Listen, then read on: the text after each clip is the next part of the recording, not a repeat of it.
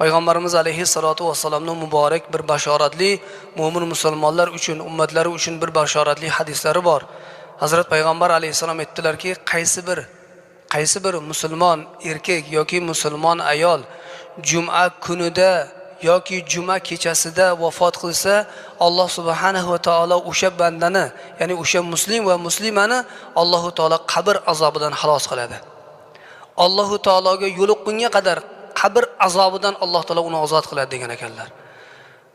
Mo'min musulmonlar uchun eng katta Payg'ambar alayhissalatu vassalamning ulug' bashoratlaridan biri mana bu hadisdagi aytilgan qaysi bir insoniki agar juma kunida vafot qilsa, kunduzi bo'ladimi, kechasimi, bu ba'zi ulamolarimiz aytgan ekanlarki, husnul xotimani belgisi degan ekanlar. Ya'ni xotimasi chiroyli bo'lishligini belgisi juma kuni yoki kechasida vafot qilishlik degan ekanlar. Shunga yo'ygan ekanlar.